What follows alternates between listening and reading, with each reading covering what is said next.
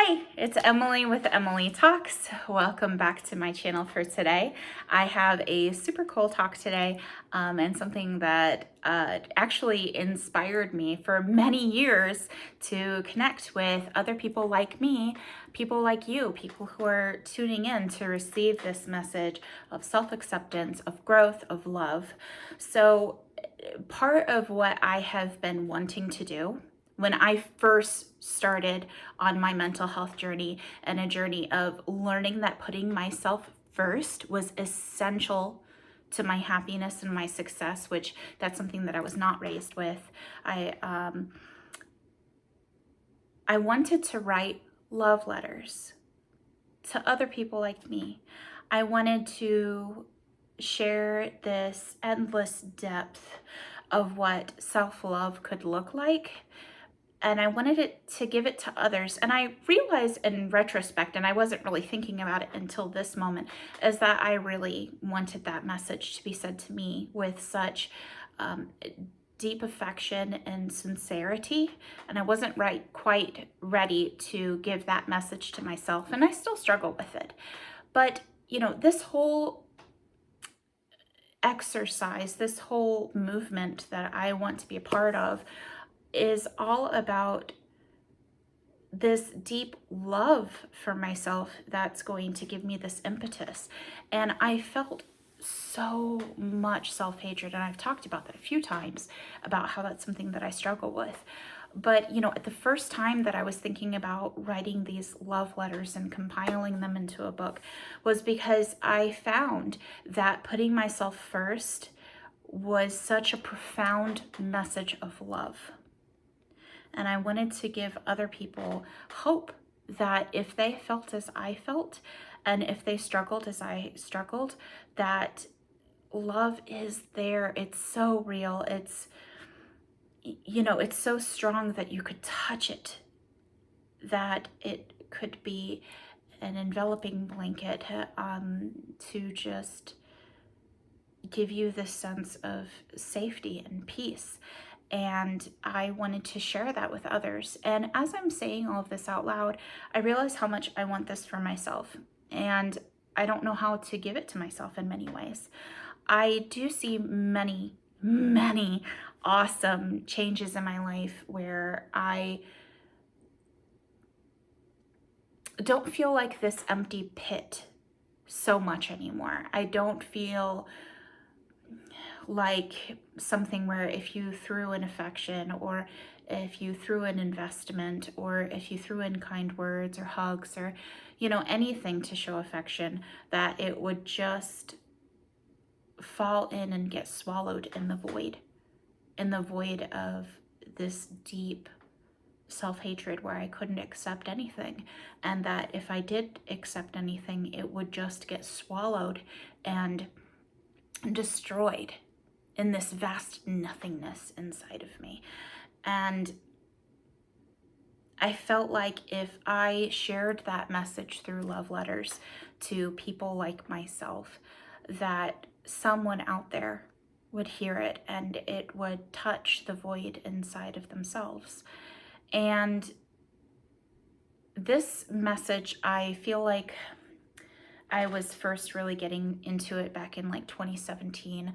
I started talking to somebody who was really important to me, that has deeply influenced me, about, I want to make an impact. I want to write a book about the changes that are going on in my life, because they have been very significant. I feel like I first got onto a journey of self-love back in 2015. That's when I really changed my philosophical perspective. I was kind of wandering around, unsure what to fill the void of the ideas that I had been brought up with. Well, what's going to go in those places? I connected with many of the messages that I had been brought up with, and I thought that they were deep and profoundly important.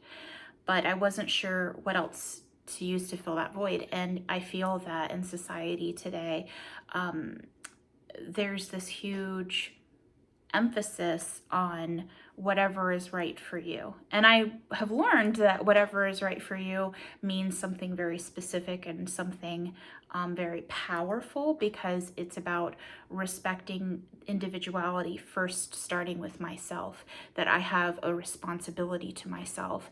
And that responsibility is great, and it is precious, and it is necessary. That freedom to take on that responsibility and fulfill it on my own is essential to human thriving.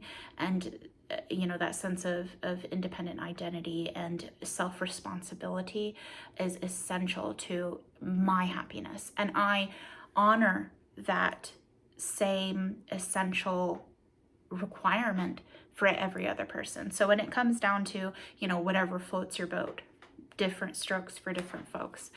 I used to think that that was a wishy-washy, willy-nilly thing that meant nothing, that there was some overarching truth to morality and to philosophy and to the way I must live, and everyone must live, and they all must be under this one umbrella. And the umbrella really is reality. It's not some mystical force. It's not some arbitrary guidelines, as far as I can see. That's the conclusion that I have come to. But at the time, I'd come from a religious background, and I wasn't sure how to fill the void that religious beliefs had left in my life, and feel that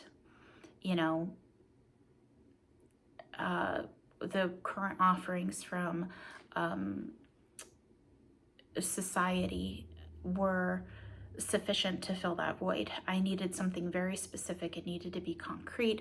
It needed to be internally consistent. And I just felt that, the whatever feels good to me was not good enough. And it certainly isn't. It's living on a whim, for sure. So, as I found, sorry, my son just walked in from school, so you'll hear that in the background. And I will connect with him in a minute. And Mark, I'll connect with you soon. No, I'm making a YouTube video, so you could stay over there. I love you. So I found that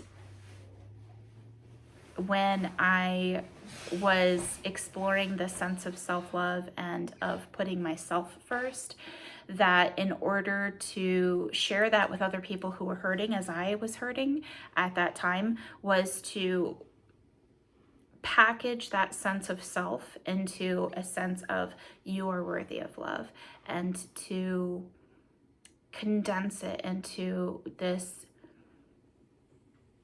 energy that was contained within words of love and acceptance, and take that intense energy and give that to others, so that they could come to some of the realizations that I was coming to. Because, the more that I learned about my autonomy and the necessity of me taking responsibility for my happiness, it changed the internal way that I saw myself.